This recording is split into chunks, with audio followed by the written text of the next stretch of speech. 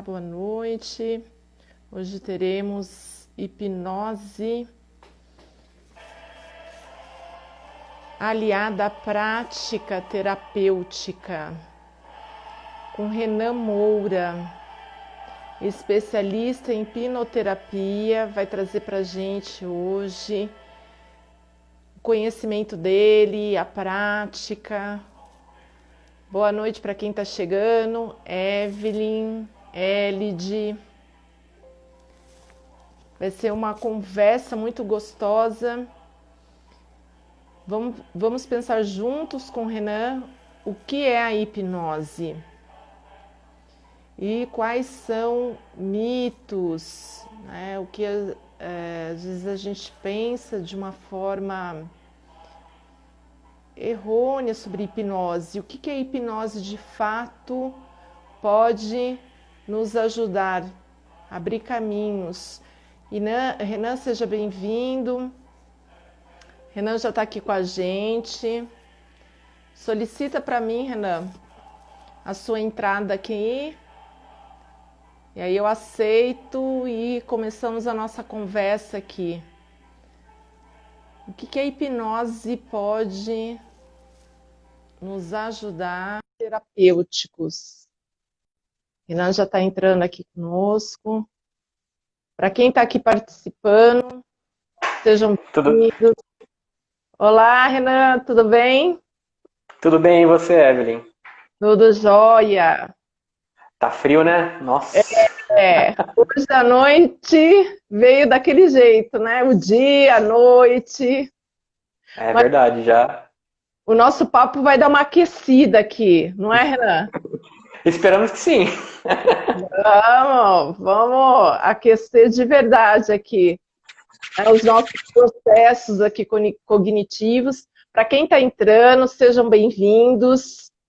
À sua direita tem os coraçõezinhos. Se você estiver gostando aqui da nossa conversa, da nossa troca de informações, clica no coraçãozinho, que é uma forma de sinalizar, né, o quanto essa conversa está sendo interessante. Boa noite para quem está entrando. Isa, seja bem-vinda.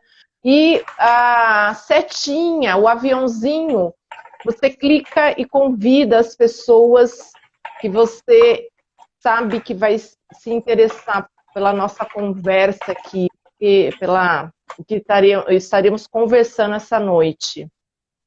Tô mandando aqui nos meus grupos a live. Isso, Renan. Vamos lá, para a gente ter esse bate-papo gostoso. Durante a nossa live, você pode fazer comentários, você pode fazer perguntas. Isso dinamiza, né? Vai aquecendo aqui a nossa noite. Eu sou psicóloga Renan, hipnoterapeuta. Renan, fala pra gente um pouquinho da sua atuação, da sua experiência e diz pra gente, né, o que é hipnose? Bom, Evelyn, primeiro eu quero agradecer, né, o convite de estar participando aqui da live com você. É sempre um prazer estar com você. E para quem não me conhece, todos que estão aqui provavelmente estão me conhecendo agora. Meu nome é Renan, eu sou hipnoterapeuta. Eu trabalho no mesmo local que a Evelyn, né, a gente atende no mesmo lugar. E eu trabalho utilizando a hipnose como ferramenta terapêutica. Então, a hipnoterapia, ela entra como um tratamento auxiliar de diversas questões, como depressão, ansiedade, síndrome do pânico, fobias, vícios. E eu trabalho, esse é meu dia a dia, então eu sou um terapeuta também. A hipnose é a principal ferramenta que eu utilizo para fazer a terapia. E eu também ministro o curso de hipnose, inclusive a Evelyn já esteve presente em uma turma minha. Então, esse é um pouquinho sobre mim, de maneira bem breve, assim. Isso. E olha, posso dizer, como psicóloga, o que esse conhecimento trouxe, o quanto pôde facilitar e fazer fluir uma série de processos, né, nas sessões de terapia. Então, realmente, foi muito válido. E aí eu gostaria que você trouxesse, né, como que foi, como que a hipnose entrou na tua vida, o que você tem visto de benefícios para quem se submete à hipnoterapia. Conta pra gente, Renan. A hipnose ela entrou na minha vida de uma maneira meio estranha, assim, porque eu não tinha intenção de trabalhar com isso, eu não tinha a menor noção da grandiosidade que era que isso ia me trazer. Então eu caí na hipnose faz mais ou menos uns 5 anos por curiosidade, porque eu via aquilo lá, eu achava incrível, só que eu achava que era mentira. Porque assim, quem vê principalmente a hipnose de brincadeira, assim, né? Que às vezes a gente vê na televisão, a pessoa esquecer um nome, a pessoa, sei lá, alucinar e ver uma pessoa famosa na frente dela. Pra mim aquilo tudo parecia muito irreal. E como ia ter um curso aqui em Campinas de um profissional, eu acabei, falei, vou ver isso aí, o que é esse negócio aí, vou ver se é real. Só que daí eu nem sabia que a hipnose ela era utilizada também como uma ferramenta terapêutica, eu não tinha noção de nada disso. E eu fui fazer o curso, achei super legal, aprendi como fazia, e depois foi um amor à primeira vista, porque depois que eu fiz esse, eu fiz mais 30. Então eu já fiz cursos, assim, eu não parei mais, né? Acho que talvez seja que nem você com alguma constelação, assim, a gente não para, né? Quando você gosta de uma coisa, você vai embora. E eu comecei a fazer muitos cursos, fiz vários e vários cursos com gente daqui do Brasil, com gente de fora também. Aprendi várias coisas, várias linhas diferentes. E eu comecei a ajudar, no começo eu comecei a ajudar amigos com as técnicas que eu tinha. Eu estudava, eu achava muito bacana essa área da terapia. E eu comecei a ajudar pessoas e comecei a ver resultado. Falei, poxa, que bacana. Só que na época eu trabalhava numa empresa. Eu trabalhava numa empresa e eu atendia à noite. Eu só atendia à noite. Então de dia eu trabalhava na empresa, de noite eu atendia. E eu comecei a dar curso também, daí eu comecei a dar curso faz 3 anos já que eu comecei a dar curso. E aí eu comecei a gostar mais de hipnose do que do trabalho que eu tinha. Eu comecei a gostar mais de fazer isso do que do trabalho que eu tinha, e eventualmente eu acabei optando por ficar só trabalhando com isso. Então eu larguei o trabalho que eu tinha e comecei a trabalhar só com hipnose. E isso já vai fazer alguns anos também. Então, assim, para mim, o mais gratificante de trabalhar com isso é a mudança que a gente pode semear na vida de uma pessoa. Isso em qualquer terapia, né? Na verdade, isso não é restrito à hipnose, mas essa sensação de você poder ajudar alguém e você saber que você teve uma participação, que você pôde fazer algo por alguém, é uma coisa que a profissão que eu tinha antes, ela não tem isso de maneira direta. Então, isso me apaixonou muito e, para mim, a hipnoterapia, ela mudou minha maneira de pensar mesmo, mudou minha maneira de enxergar o mundo. Muita coisa mudou na minha vida depois que comecei a trabalhar só com isso. Acho que você fez essa pergunta. Tinha mais alguma coisa que você falou? Isso, e aí falar sobre hipnose. O que é hipnose? Porque tem algo muito interessante, né? Em relação à hipnose, tem muita fantasia, né? Será que quando eu for ser hipnotizado, eu vou acessar coisas e na hora que eu voltar para essa condição, vamos dizer, normal, né? Eu vou ter clareza de tudo que eu falei para o terapeuta. Então, tem muito mito, muitas ideias fantasiosas, né, Renan? Sim.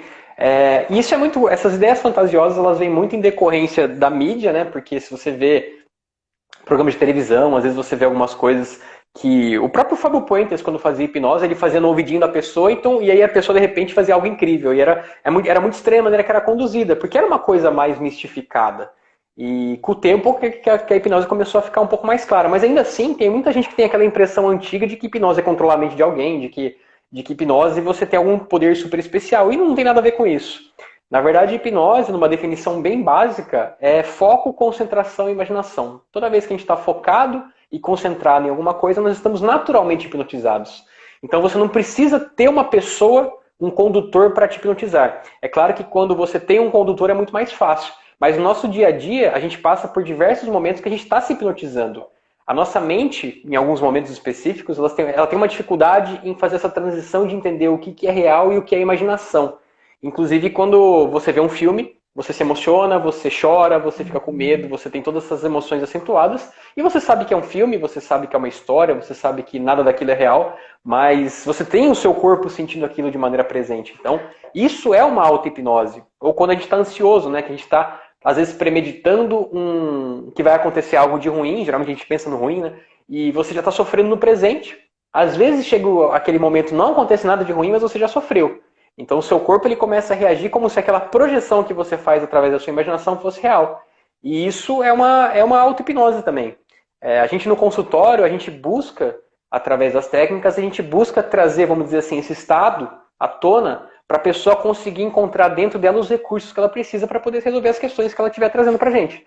Então, uma explicação bem resumida é isso. E com relação aos mitos, né, os principais mitos da hipnose, que é muito comum as pessoas terem essa impressão equivocada, a primeira coisa é que nem eu falei, toda hipnose ela é uma auto-hipnose. Então, esse negócio de controlar a mente de alguém é um equívoco muito grande, sabe? Eu não tenho esse superpoder, não existe isso de você controlar a mente de alguém. Até porque quando a gente fala de hipnose, a gente está falando de comunicação.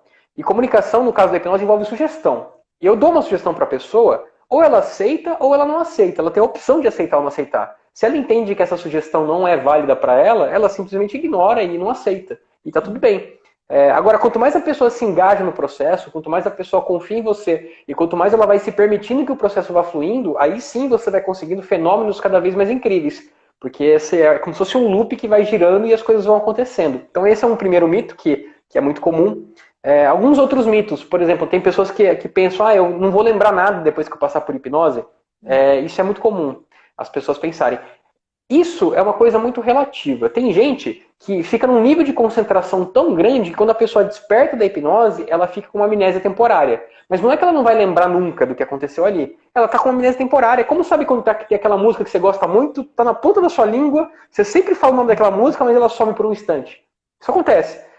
E assim, a pessoa ela vai lembrar depois de um tempo, e eu sempre sugestiono para a pessoa que ela vai lembrar na hora. Só que não é todo mundo que acontece isso. Então não é todo mundo que vai passar por um processo de hipnose que vai ter essa sensação de que esqueceu o que estava lá. Então esse é um outro mito. Um outro mito, mais um mito famoso, é que a pessoa... mas o que acontece se você estiver me hipnotizando e acontecer alguma coisa com você e eu estou hipnotizada na sua frente ali? O que acontece? Isso. Imagina que eu estou hipnotizando você e eu morro. Tem um infarto, né? Isso é uma questão muito engraçada, assim, porque tem até um vídeo que é uma paródia, que é com o Jim Carrey, se não me engano, que ele tava num show de hipnose de palco, assim, é uma paródia, vale ressaltar isso, é uma paródia. E aí o hipnotista tem um ataque cardíaco, só que ele tinha dado uma sugestão de que ele ia falar que nem galinha. Nossa. Só que daí ele fica pro resto da vida falando que nem galinha, mas não é o que acontece na vida real. Vamos supor que eu tô hipnotizando alguém e alguma coisa acontece, sei lá, por algum motivo eu paro de me comunicar com a pessoa. Primeira coisa, a pessoa, ela tá concentrada na comunicação que eu estou passando para ela, então ela tá concentrada no que eu estou falando para ela. A partir do momento que eu paro de falar com ela, ela entende que tem algo que está errado. A concentração dela que estava na minha voz, alguma coisa mudou. Ela vai abrir os olhos sozinha e vai ver que tem alguma coisa errada, que por algum motivo o processo não está continuando. A concentração dela no processo, que a gente fala que a hipnose é foco, concentração, ela sai. E ela simplesmente ela desperta e ela vai ver o que aconteceu. Então não tem essa questão de ficar preso no estado de hipnose. Isso também é outro mito. Outro mito muito comum Deixa eu só, relação... então... existe esse fluxo, da mesma forma que a pessoa ela entra nesse estado de consciência expandido, né? A gente fala, né, Renan?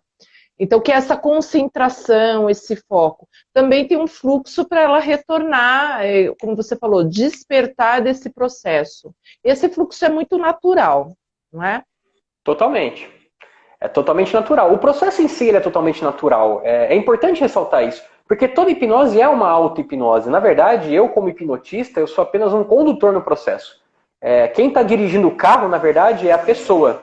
Mas é como se eu fosse o Waze que está falando vira à esquerda, vira à direita, porque eu sei o caminho mais rápido. Basicamente, se a pessoa se ela segue as sugestões, se ela realmente se engaja no processo, a hipnose acontece tranquilamente.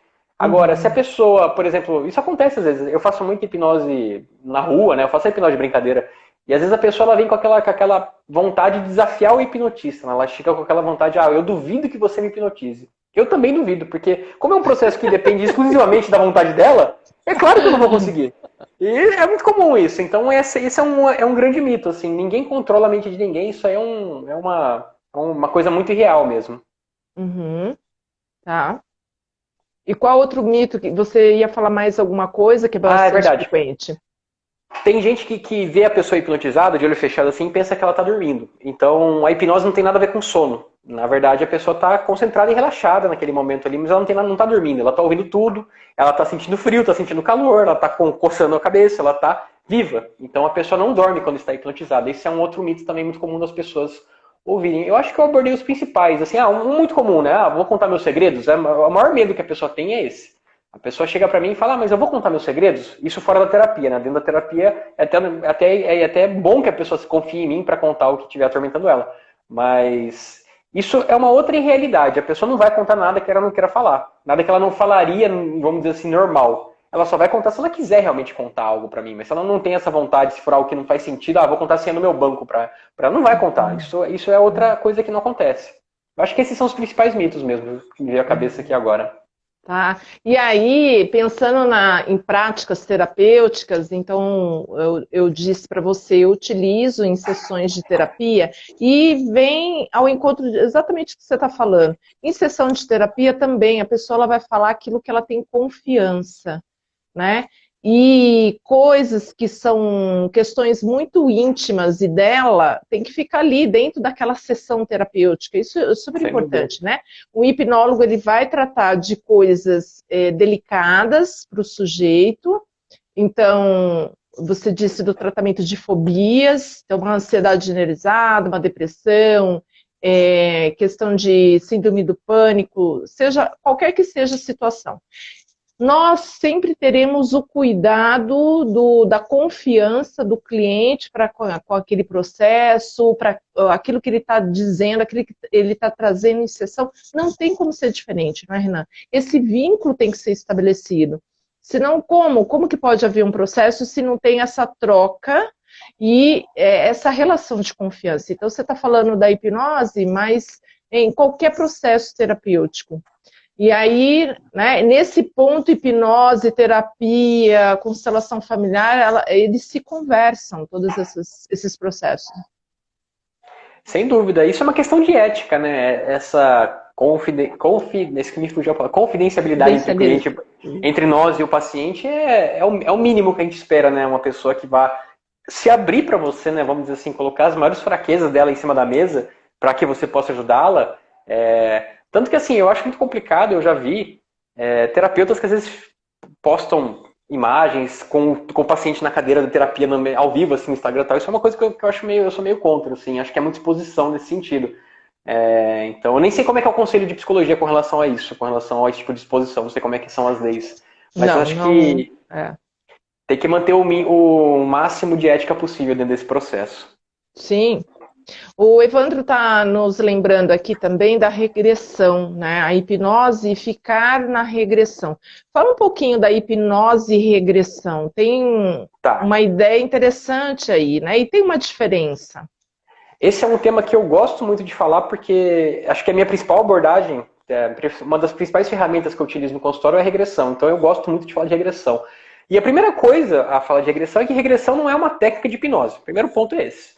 A hipnose ela é uma ferramenta que a gente pode utilizar para fazer regressão. Mas a regressão não é uma técnica de hipnose, isso não é uma verdade. A segunda coisa importante a falar sobre regressão é que todas as nossas memórias são falsas. O que significa isso? Que toda vez que a gente está lembrando de algo, a gente está reimprimindo uma memória. Então, se eu lembrar o que eu comi no café da manhã hoje e eu pensar nisso amanhã, e pensar isso depois de amanhã, eu estou reimprimindo memórias. Sempre pode ter alguma diferença. O contexto ele pode até ser o mesmo, mas algumas mudanças podem acontecer. Então, o que aparece numa regressão, e isso é super importante quando eu estou fazendo com qualquer paciente, eu explico isso para ele, é que não necessariamente o que aparecer dentro de uma regressão é realidade. Mas para nós terapeutas que utilizamos essa técnica, isso não tem problema. A grande verdade é que a regressão funciona porque ela vai trabalhar através da carga emocional que está atrelada ao que a pessoa está sentindo. E o que aparecer ali, seja de forma metafórica, seja de uma forma real, seja que algo que realmente aconteceu, se a mente dela está mostrando daquela forma e está expondo aquilo para a gente daquela forma, se aconteceu ou não, para mim não tem problema algum. O importante é que assim, tem um problema, tem uma demanda ali que precisa ser resolvida. E a regressão ela é uma técnica muito poderosa por alguns motivos. Primeiro que ela é uma maneira de... Ela é uma técnica expositiva, né? Então você está expondo a pessoa a uma... Eu, Marco, eu tô reimprimindo você no meu coração. Cara, você já tá impresso aqui faz tempo. É um amigo meu.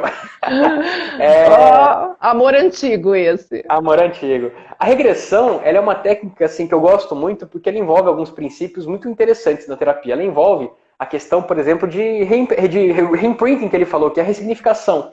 O que é a ressignificação? Basicamente, quando você faz uma regressão, você tem uma interpretação de algo que aconteceu. A sua mente tem uma interpretação de algo que aconteceu.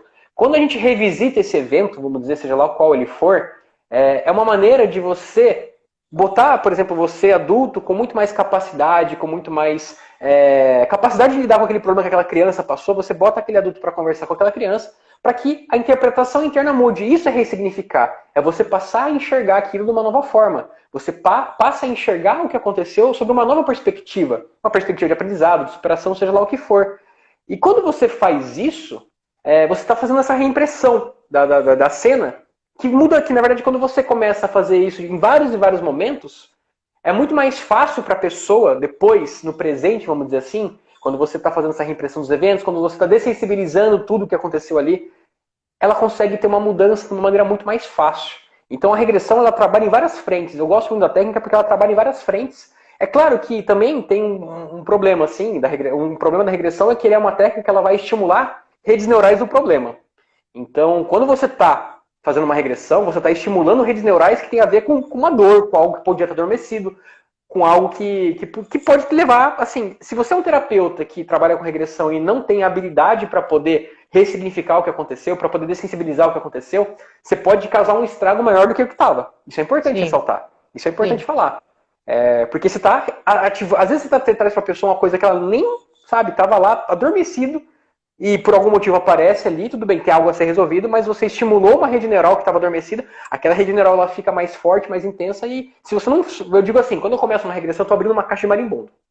E a ideia é que quando você abre uma caixa, você feche essa caixa de marimbondo. Então, esse é o problema, assim, esse é um cuidado que você tem que tomar quando você faz regressão. Mas assim, a regressão é uma técnica extremamente eficaz para tratar, por exemplo, fobias, né? Você falou até de fobia.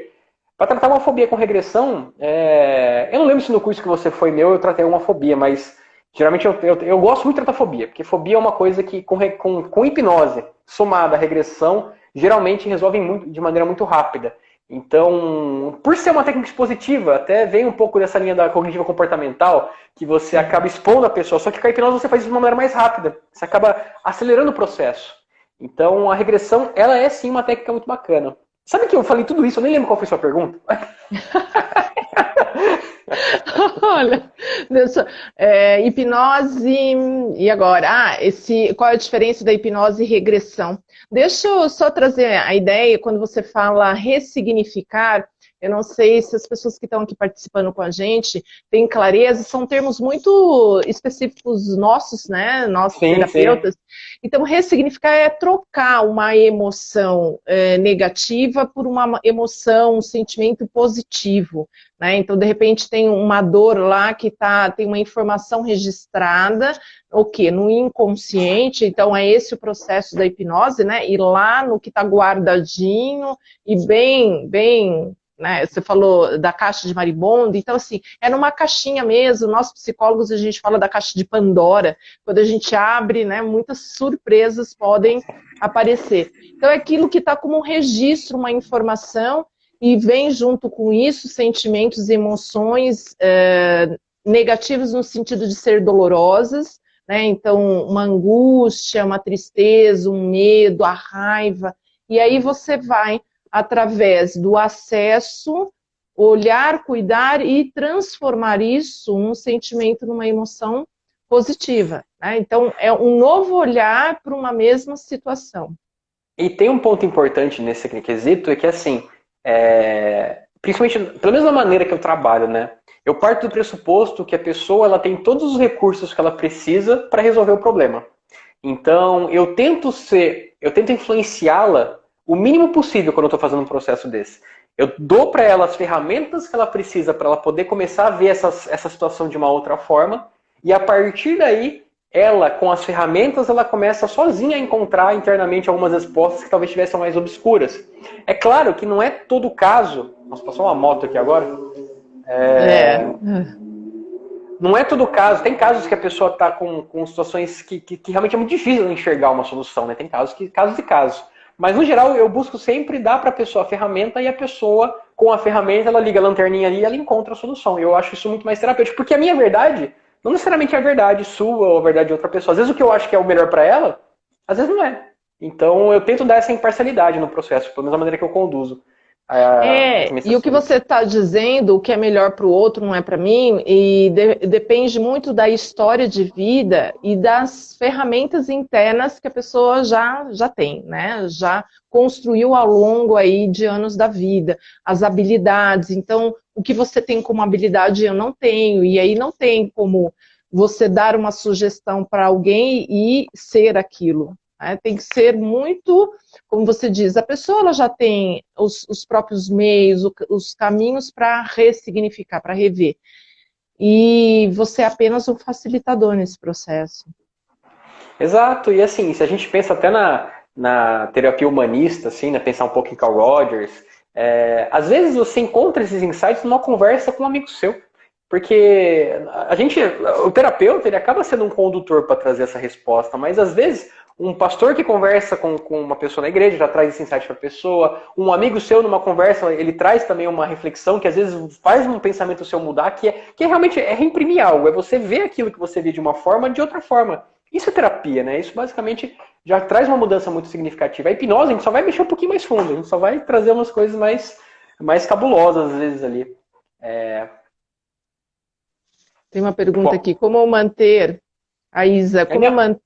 É minha mãe, ela é minha mãe. Ah, seja bem-vinda, que gostoso, Isa. Como manter uma pessoa que está exageradamente preocupada com a pandemia? Bacana, interessante. Como ressignificar essas emoções? Olha, essa é um momento. A gente está vivendo um momento muito complicado, né? Então. E tem uma coisa importante assim também.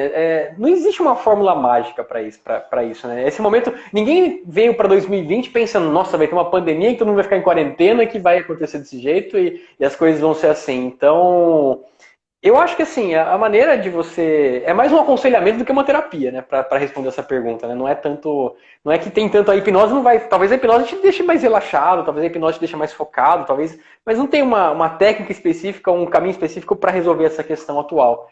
É mais viver o momento presente. Eu acho que essa que é a grande resposta. Mas sabe o que eu acho, Renan? Tem algo que está acontecendo, como nós temos um turbilhão de informações, quando a pessoa fica muito conectada com esses informativos, né, esses canais, e que o tempo Isso é todo... verdade. E aí ela fica o quê? Hipnotizada. Capitolada. Isso, em qual caminho? Nessas informações que estão sendo transmitidas o dia inteiro, 24 horas por dia. Então, se a pessoa não consegue se desligar disso, olhar para outros aspectos na vida, né, que não seja o tempo todo essas informações, ela não consegue, ela vai ficar na preocupação, ela vai ficar focada no medo, né, e vai entrar no pânico.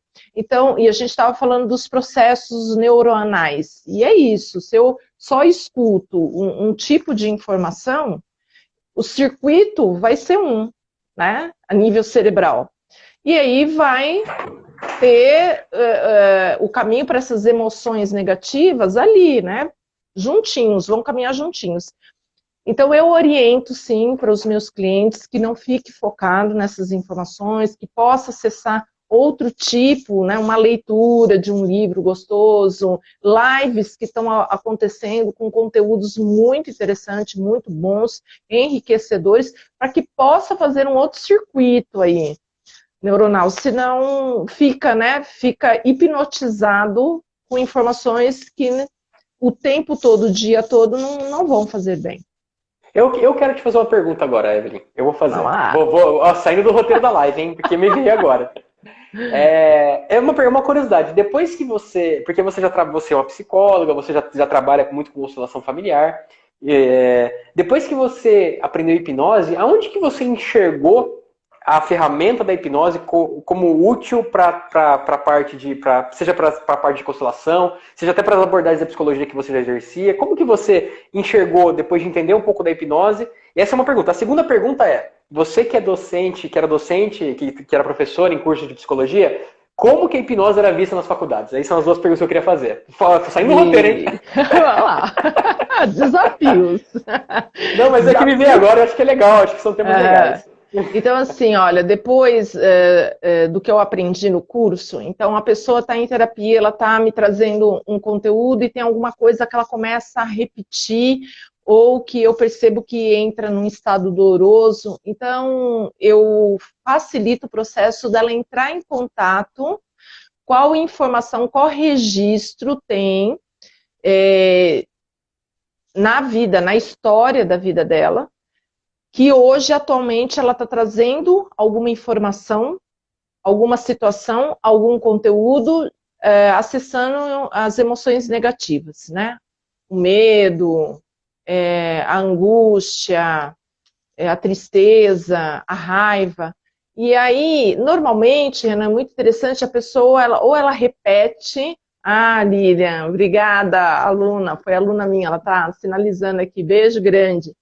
Então, assim, ou a pessoa, ela traz alguma palavrinha que está desconexa, que eu acho, olha que interessante, o que é isso, né? O que tem, o que essa palavra, ou o que esses sentimentos nesse cenário, o que tem a ver com alguma história que já aconteceu na vida da pessoa. Aí eu peço para ela fechar os olhos e vou dando algumas sugestões. Ou eu entro no exercício específico que eu aprendi no curso, da ideia do corredor, de portas, cada porta significa um sentimento, então, que porta está te chamando a atenção? E essa porta, então, a pessoa traz essa informação, qual é a porta, qual é o sentimento, e aí eu faço a pergunta, você quer abrir essa porta, que é abrir esse canalzinho para a gente acessar o que está lá no inconsciente e que está como um registro, conscientemente a pessoa não sabe que isso paralisa a pessoa em questões aqui no momento atual. Então eu pergunto, você quer abrir, você quer entrar nessa porta sozinho ou quer que eu vá junto? Por quê? Né? O processo de facilitar o acesso a esse registro. Então é o que eu tenho utilizado e assim, ali, de uma forma muito pontual. A pessoa está trazendo conteúdo, eu já identifico alguma coisa ou como doloroso, ou uma palavra, algo que, no contexto que ela está trazendo, eu acho muito interessante, vejo assim, às vezes é uma palavra estranha, uma expressão estranha que ela usa dentro de uma frase. Então vamos acessar, o que isso tem a ver com alguma situação já ocorrida na vida da pessoa. Vale lembrar, Renan, por exemplo, em processos de regressão, muito interessante quando a pessoa vai para a vida intrauterina. Quantas informações, quantos registros nós temos desde a concepção. Na constelação a gente diz concepção, gestação, o nascimento carrega informações riquíssimas e a primeira infância, de 0 a 7 anos. Para Freud, ele diz que 0 a 7 anos é o momento da formação da personalidade da pessoa. Então, já entrando na sua segunda pergunta, né? Então, ele utiliza no início do processo dele de tratamento terapêutico com os clientes a hipnose e ele traz muito essa ideia de 0 a 7 anos. Com o passar do tempo, qual linha terapêutica que a Evelyn seguia antes da hipnose, já respondo. Então, assim, com o passar... Virou entrevista com você agora. Vamos lá. E com o passar do tempo, Freud entendeu que só acessar o conteúdo não trazia mudanças, né? Eu acho que o grande ponto que a gente está trazendo é acessar e ressignificar. E, Renan, dentro da minha atual forma de trabalhar como processo terapêutico, que é a visão familiar sistêmica, então, assim, a mudança, essa ressignificação e a pessoa sentir no corpo. O que você está sentindo no teu corpo? Qual é a sensação que está vindo? Né? Por quê? Porque as células carregam a nossa história.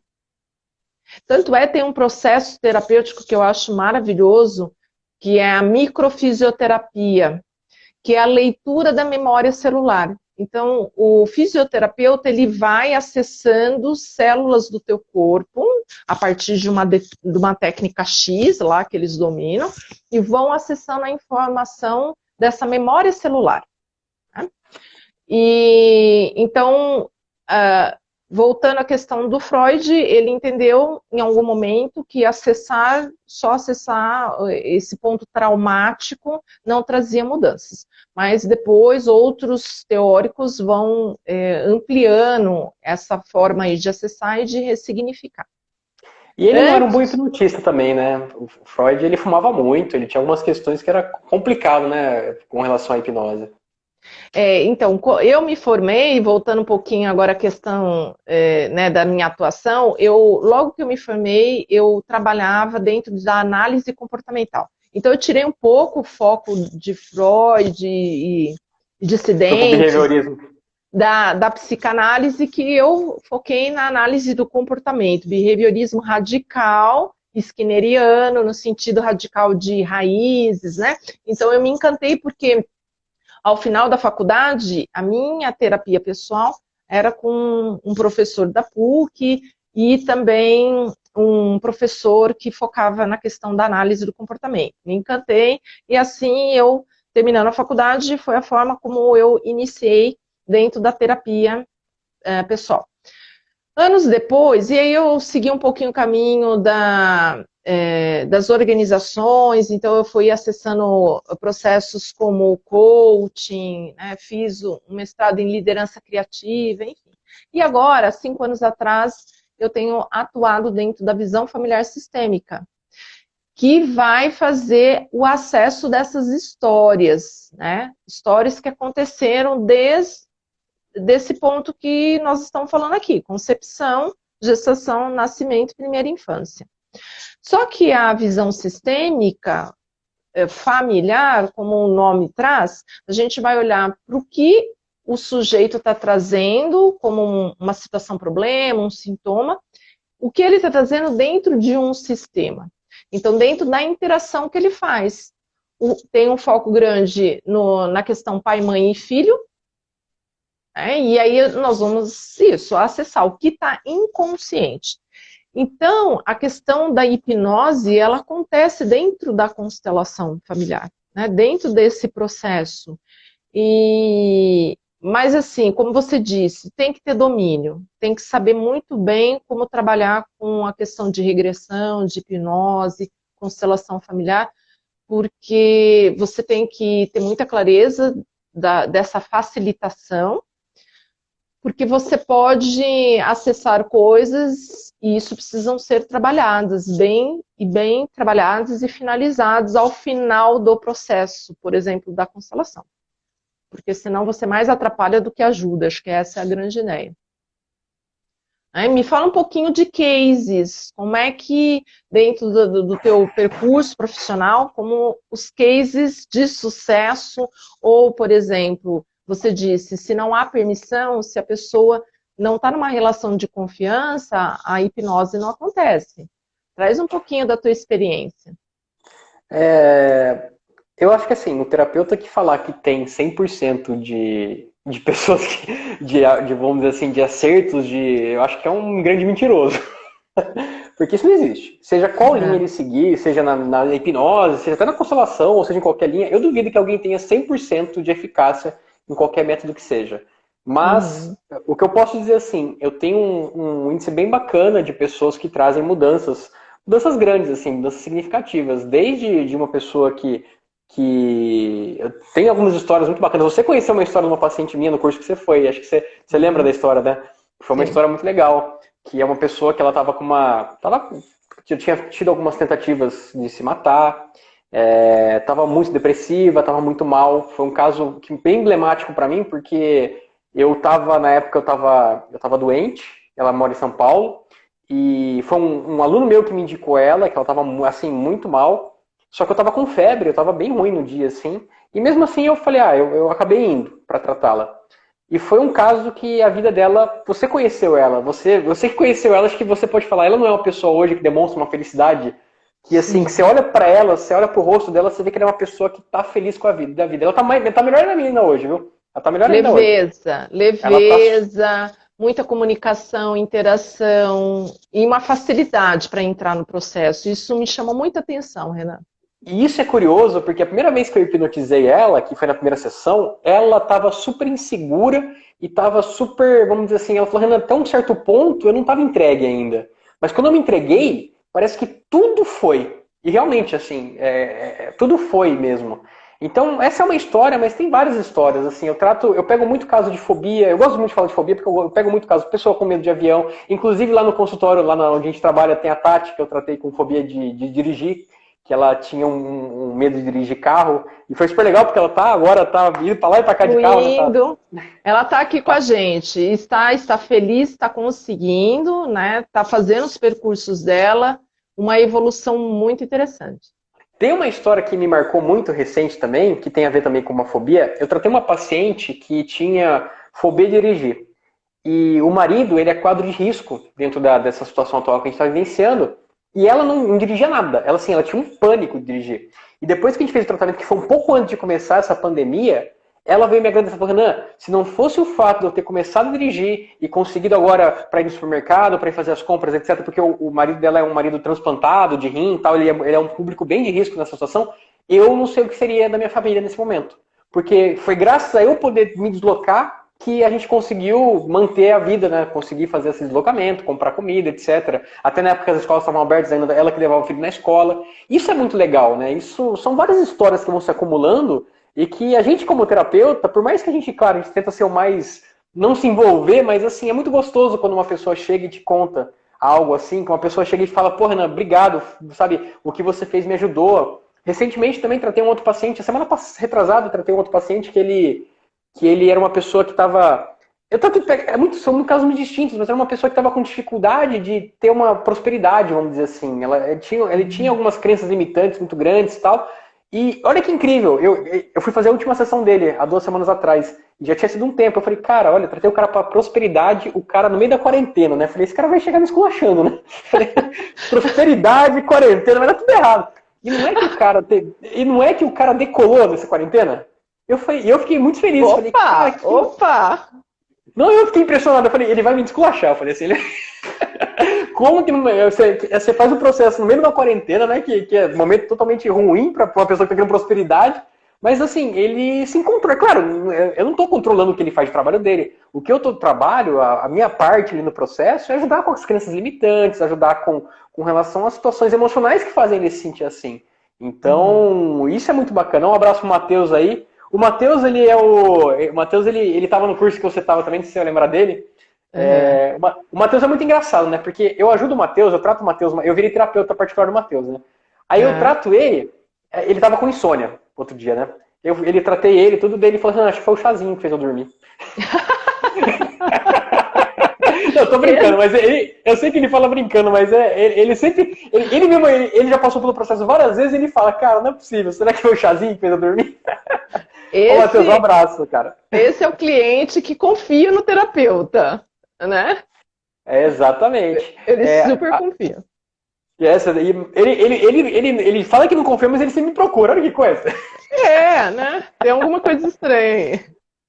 Mas a minha mãe também, minha mãe minha mãe é a pessoa que ela tem muitas dores, assim, então eu ajudo ela com algumas coisas. Eu não faço coisas mais profundas com a minha mãe, assim, porque acho que a relação filho e mãe é complicado para eu tratar algumas coisas que ela precisaria ser tratada, mas algumas coisas simples, assim, por exemplo, o controle de dor, se ela tá com dor de cabeça, alguma coisa assim, eu consigo também ajudar ela no dia a dia.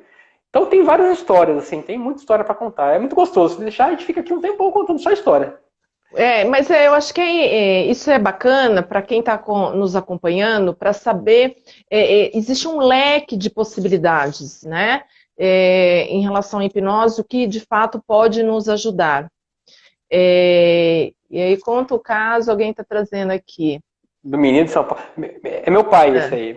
Mas tem que ser mais específico, pai, porque eu tratei tanta gente de São Paulo que...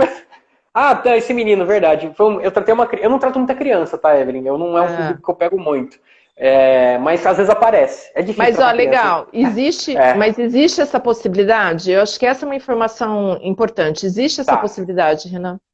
A partir do momento que a criança tem uma comunicação, vamos dizer assim, que você fale e a criança entenda, dá para fazer o processo. Essa criança em específico que o meu pai falou agora, foi um menino que foi muito engraçado esse caso, né? Eu tenho umas histórias engraçadas para contar também, né? Foi um menino que ele tinha um problema que ele não ia no banheiro fazer cocô. Ele não fazia, ele fazia só na fralda. Não fazia cocô na privada. E assim, ele tinha 5 anos, se não me engano, na época que eu tratei ele. E assim, tratar criança não é fácil. Por quê? Porque primeiro, quando você tratar um adulto já não é tão fácil, tratar uma criança que nem sabe que precisa de ajuda é mais complicado ainda. E a criança, assim, na cabeça dela, pô, sabe o que ela falou pra mim quando eu comecei a conversar pela vez? Eu quero ficar brincando, eu tô de fralda, se eu fizer cocô na calça, eu continuo brincando. Então, esse era o pensamento da criança, e tá tudo bem. sim, tá tudo bem. E tá tudo bem. Mas, assim, quando eu peguei essa criança, comecei a tratar ela, muito agitada, super menino, super legal, assim, mas é muito agitada, queria ficar brincando e tal. E a abordagem com criança ela é muito mais lúdica, né? A gente tem que adaptar a comunicação para o mundo da criança. E foi interessante esse caso porque eu tratei ela, e eu fiz todo o tratamento e descobri que ele tinha medo de descarga. Olha que interessante. E ao mesmo tempo que ele tinha medo de descarga, ele tinha ouvido, quando ele era bebê, que ele era uma criança fraca. Então, quando a gente descobriu que ele estava com medo de descarga, eu comecei a tentar trabalhar para ele ter força para superar esse medo, e ele falava pra mim, não, alguém falou para mim que eu sou fraco, eu não consigo. Então eu trabalhei duas coisas nele, eu trabalhei duas frentes nele. A questão dessa autoestima e a questão também dessa questão do medo, né, que ele tinha da descarga. O Fernando falou para eu falar da importância do acolhimento em caso de resistência. Com certeza, Fernando, o acolhimento ele é o princípio fundamental. O primeiro passo da terapia é acolher a pessoa e as coisas só vão acontecer se a pessoa se sentir acolhida. Então esse acolhimento, ele realmente ele ajuda muito, né, a quebrar a pessoa resistente, que foi o que aconteceu. Por exemplo, a pessoa que está buscando uma mudança, às vezes ela vem resistente a um processo. E você acolher já é o primeiro passo. Mas só para terminar a história da criança, a criança tinha o medo da descarga e ela tinha essa sensação de que era uma criança fraca. Então eu, conversando com ela ludicamente, falei, que desenho que você gosta? Daí ele falou assim, eu gosto de um desenho que é a Patrulha Canina, nem lembro, eu não conhecia, tá? Mas tinha algum personagem no desenho que ele gostava que era forte, que era um personagem, né, primoroso, forte. Aí eu falei, como que seria pra você se você tivesse a força daquele personagem? Pô, seria legal, né? Aí eu comecei a brincar com isso. E, assim, a sessão foi longa, porque tudo isso eu tô falando de maneira rápida, mas, assim, a criança saia correndo pelo consultório, escondia debaixo da cadeira. Era um negócio, assim, era loucura. Divertido. Mas aí, divertido, assim, mas difícil. Desafiador. Por isso que eu falo, eu respeito muito a Márcia, porque a Márcia ela vai focar em criança, né? E eu, olha, coragem, porque não é fácil, não. E aí, o que aconteceu? Eu saí da consulta, eu chamei o pai dele e falei, olha, é o seguinte... porque eu não sei se deu certo ou se não deu. Não sei, sinceramente, eu não faço ideia. Porque, como eu achava que a criança estava louca para ir embora brincar, eu também pensei na possibilidade de que ele falou isso para mim que estava bem só para ir embora. Existia essa possibilidade. E tinha um outro ponto importante, Evelyn, que aí eu tenho que falar. Essa criança passava com um psicólogo, e o psicólogo fez uma barganha com ele de que ele poderia, que ele só precisaria, vamos dizer assim, ir no banheiro. Quando ele fizesse aniversário, ele teria que ir no banheiro. Tipo, ele estipulou um prazo. Só que virou uma barganha, porque estava longe o aniversário dele ainda. E ele usava isso contra mim. Falei assim, não, porque eu só preciso começar a ir no banheiro quando eu fizer, sei lá, 5 anos. Não lembro quanto que era a idade agora. Eu falei, meu Deus do céu, gente, eu não sei que tipo de... eu não sei se existe alguma linha terapêutica que é assim nessa barganha, não sei. Se existe, eu já vou dizer que eu tenho um pezinho contra, mas... de qualquer modo, eu tava voltando para Campinas, né? Meu pai, ele trabalha em São Paulo, por isso que ele lembra dessa história, porque ele tava no carro comigo, eu dei uma carona para ele, e quando eu tava voltando, o cara me liga, né? Falei assim, Renan, você não vai acreditar, mas ele foi fazer cocô na privada. Eu falei, nossa senhora, que legal. E assim, nunca mais teve o problema. Nunca mais teve o problema. É uma história engraçada. Então, olha, eu vou deixar claro aqui que você precisa ressignificar uma crença sua, Renan. Crianças não são tão difíceis assim. Nossa, acho que essa que eu peguei era muito espoleta. Não, mas é o que a gente está trazendo, a questão do acolhimento, a questão da confiança. Eu posso falar o que eu estou pensando, eu posso falar o que eu estou sentindo, né? Eu estou falando a criança na relação com o terapeuta. Então, você fez... É isso, basicamente é isso, né? Acolher. E a gente diz na constelação é um ponto zero, que é sem julgamento. Cada um que vem até a sessão vem com uma dificuldade. Eu sempre falo, na constelação não tem uma história mais bonita que a outra, uma história mais feinha que a outra. Toda história é uma história. E a tua história é importante para você, é a tua vida, a tua história de vida, né? Então a gente fala histórias da vida real. Então as crianças não são difíceis, Renan. Bastam... É que eu acho que assim, tem um ponto importante também, Evelyn, uma coisa assim.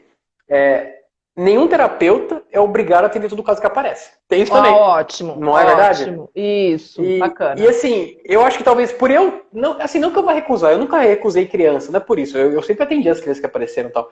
Mas, até porque foram poucas. Eu não atendi poucas crianças. Não é o público-alvo que eu foco. Mas isso é importante falar, porque não existe terapeuta super-herói. Às vezes vai chegar um caso para você que você fala, não, esse eu não me sinto à vontade. E tá tudo bem. Né? Uhum. Você acolher e você direcionar para alguém, daí sim, você faz esse papel. Eu não atendo, mas olha, tem a Evelyn ela cuida de casos assim. Você pode passar por Super ela, que ela vai... importante. Super importante. Isso eu acho que é importante ressaltar. Porque é reconhecer a nossa especialização, nosso limite, né? Então, Exato. assim, nós aqui na clínica, no Pura Vida, a gente faz isso. Então, chega caso que eu não tenho essa especialização, essa condição, eu vou encaminhar, é importante, a gente faz esse encaminhamento, né? Para que o cliente seja bem atendido dentro da necessidade dele. Não tem outro caminho, né, Renan? É isso Exato. mesmo. E não tem nada demais, assim. Isso é acolher também. Porque não é porque você não vai atender a pessoa que você está deixando ela desamparada, mas assim, você está dando um caminho para ela Perfeito. que acontece. Você já me indicou paciente, acho que eu já indiquei para você também, e acontece essa troca. Lá dentro do Pura Vida a gente tem essa troca, porque não são, assim, uma coisa importante também, olha, isso é muito importante de falar. Tem alguns terapeutas, infelizmente, hipnoterapeuta, tem alguns que são complicados, que jogam contra a minha classe aí, né? Mas que pensa que nós hipnoterapeutas somos super-heróis que não precisa de, que resolve tudo sozinho. Isso não existe. Eu acho que assim, é um trabalho multidisciplinar. Eu acho que o trabalho meu, ele pode se complementar muito bem com o trabalho seu, com a questão da constelação, com a questão com as suas abordagens de psicologia. Pode se complementar, por exemplo, com uma sessão de barra de axis, ou com um reiki, ou com sei lá o que for. Eu acho que assim, com o trabalho de um psiquiatra, se existe a necessidade de medicação, é um trabalho que ele precisa ser entendido. É uma construção. E essa junção de especialidades que vai fazer a pessoa ter uma melhora. Eu acho que esse ego de algumas pessoas de falar, não, você está passando comigo? Pode cortar o seu investimento na terapia X, na Y, não sei o quê, porque não precisa mais, porque eu vou fazer você largar remédio. Olha, aí é responsabilidade. E tem gente que fala isso, Evelyn. Tem gente que chega e fala, eu vi tal terapeuta falando que a hipnose, eu posso largar minha medicação. Eu falei, não de jeito nenhum, gente. Se esse terapeuta falou isso pra você, não for formado se não for um psiquiatra que possa te realmente falar pra você como você vai fazer um desmame, até porque quando você está fazendo um desmame de um remédio é muito complicado, você não vai fazer isso, pelo amor de Deus. Delicado, processual, passo a passo. Eu falo que um processo potencializa o outro. A Tati, que está aqui com a gente, com o uso de barra de axis, também nessa quebra de crenças limitantes. Então, um processo não exclui o outro. Eu que trabalho com a constelação familiar, tem pessoas que chegam aqui, já está em tratamento, em terapia com um outro profissional, e eu sempre falo, o profissional pode vir participar junto, né? E a constelação não vai eliminar o processo terapêutico, vai potencializar. Então, acho que é uma ideia muito bacana.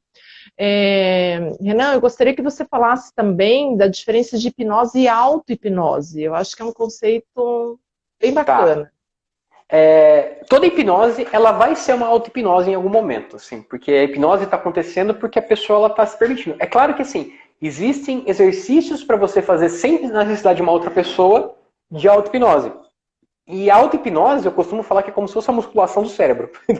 É uma maneira de você potencializar tudo que você faz. Então, uma coisa que eu gosto de fazer com meus pacientes é ensinar a pessoa a praticar auto-hipnose. E outra coisa que eu gosto de fazer com meus pacientes também é, muitas vezes, dependendo do caso, gravar um áudio específico para potencializar o que a gente trabalhou na sessão. Por exemplo, eu estou trabalhando com uma pessoa atualmente que está com fibromialgia. É uma pessoa que ela mora até fora. É uma pessoa que eu sei que é uma luta diária, porque fibromialgia é bem complicado. E eu gravo para ela, toda sessão que a gente tem, eu gravo um áudio novo, que eu forneço para ela, e ela, todo dia, ela escuta esse áudio para no dia a dia dela dar um alívio com relação a essas dores, porque a fibromialgia é um trabalho complicado, que ele é um trabalho um pouco extenso, assim, não é do dia para noite que você trata, que resolve esse problema. Mas assim, é um trabalho que a pessoa praticando no dia a dia dela, junto com o processo que a gente está fazendo, traz um resultado melhor. E eu também ensino a pessoa a, vamos dizer assim, acessar esse estado de hipnose sozinha. E isso, por que a gente faz? Porque a minha ideia não é que ninguém fique dependente de mim. É engraçado, por exemplo, tem a questão de emagrecimento, né? Que às vezes a gente está num balão como se fosse uma bariátrica na pessoa. A pessoa às vezes pensa, não, mas eu vou ter que marcar uma sessão com você para tirar esse balão? De jeito nenhum, tipo, isso não faz sentido nenhum, porque é um balão imaginário.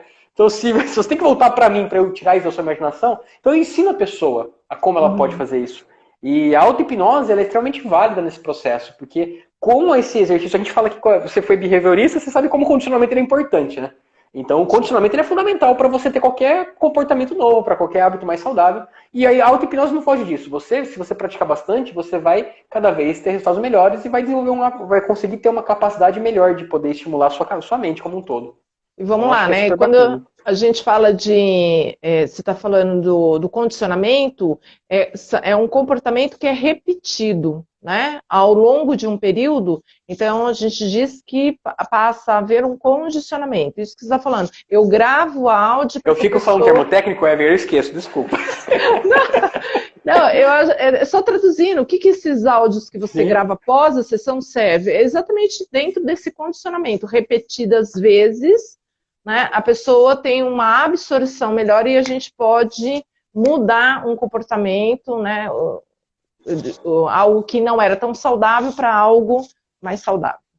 Essa é a ideia. Inclusive, tem aquele... Você que estudou muito behaviorismo, uma coisa que me impressionou muito nesses estudos de behaviorismo é aquele vídeo do pequeno Albert lá, daquela criança. Você já viu? Gente do céu, o que foi aquilo? Isso. Só para posicionar vocês, é um vídeo de acho que, como que é o nome dele? É o Watson, né? Acho que foi Watson. É John Watson. Ele fez um experimento para provar que você era capaz de instalar, que se você tem uma fobia, o medo não era genético, que você conseguia instalar isso através de comportamento. Então ele fez um experimento com um bebê de 8 meses, né? Que ele começou a expor ele com algumas coisas, com animais, estímulos, com situações específicas. Hostis. Exato. Que assim, no começo a criança não tinha problema nenhum, ela brincava com o ratinho, ele chegou até a botar fogo no papel, acho, se não me engano, para ficar perto dele. A criança não tinha um estímulo. O que fazia a criança ter um estímulo inato, né, era quando ele gritava, tinha algum barulho alto, ela assustava e chorava. E ele começou a fazer isso toda vez que a criança brincava com o ratinho, ele dava uma pancada na mesa, não lembro que ele fazia algum tipo de barulho, e a criança assustava e chorava. Ele fez isso 1, 2, 10, 20, 30 vezes, até que a criança ela desenvolveu um medo. Não só, ela podia dar só o ratinho, que a criança tinha medo, podia ter qualquer coisa peluda que a criança já tinha medo. Impressionante, impressionante. Assim, é claro, isso é totalmente antiético hoje em dia, acho que é impossível fazer um experimento desse, mas os ensinamentos que trouxe isso, né, foram... Isso, na verdade, os experimentos sempre foram feitos com animais, dentro, né, dessa abordagem comportamental, mas o Little Albert é isso mesmo, que para mostrar que os sentimentos, inclusive, eles são aprendidos. Né? Isso, exatamente. Sentimentos, emoções podem ser aprendidos, que foi nesse experimento a questão do medo. Mas é lógico que depois tem depois toda uma tratativa para descondicionar, né? Para anular esse condicionamento. E existe esse processo, então também dessensibilização gradativa, é bem interessante. Ele chegou a fazer isso com a criança, só para saber, eu não conheço o fim da história. Ah, não sei, também não sei, não sei. Ah, mãezona, está quase no fim, quero registrar, você se supera a cada dia. Renan, parabéns, olha lá, mãezona, muito bom. Ah, deixa eu falar uma coisa da minha mãe, uma curiosidade só, minha mãe achou você muito bonita, viu? Minha mãe falou, tô falando, minha mãe falou, nossa, ela é muito bonita. Gratidão, Isa. Nós temos mais nós estamos finalmente aqui da nossa live, você gostaria de deixar, né, nós tínhamos pensado até num exercício final, Renan. A gente pode fazer outra live depois. Vamos marcar, tanta coisa pra falar. Perfeito, né? Nós temos muita coisa aqui, conversamos bastante sobre conceitos muito importantes. E se você tivesse que deixar alguma coisa a partir do que você tem de experiência na parte clínica, né, para as pessoas, em sentido de algumas crenças limitantes em relação à hipnose, o que você diria? Eu diria assim, antes de ter qualquer tipo de preconceito, busque se informar um pouquinho. Acho que se você tem uma impressão, né, se você tem uma impressão que é algo assim, dá uma lida. Se você quiser, tem os meus sites, tem o campinashipnose.com.br, eu posto textos sobre hipnose lá direto, então tem muita informação lá. Estuda um pouquinho. Se você tem vontade de passar por um processo, mas tem medo, ou me procura, me manda uma mensagem, que eu vou ter o maior prazer em desmistificar um pouquinho e mostrar para você como que a hipnose ela pode se encaixar em algo que você está buscando. É claro, é importante falar que não existe processo unilateral, não existe processo que, eu vou fazer assim e a pessoa ela vai ter uma mudança instantânea. Isso não existe. Não existe uma sugestão direta que eu falo assim, agora a sua depressão some. Nossa, quem dera que fosse assim, né? Mas não é assim que funciona. É um processo. É um processo e a hipnose ela entra como um potencializador, ela vai entrar como uma ferramenta que vai acelerar algumas situações que vão otimizar o processo como um todo. Mas acho que a gente deve estar quase nos finalmente aqui, né, Evelyn? Quanto tempo a gente tem ainda? 17 segundos. Gratidão. Nossa Senhora! Obrigado, gente. Obrigado, Evelyn. Né? Eu acho que foi uma conversa muito gostosa, muita troca de informação. Vamos, né,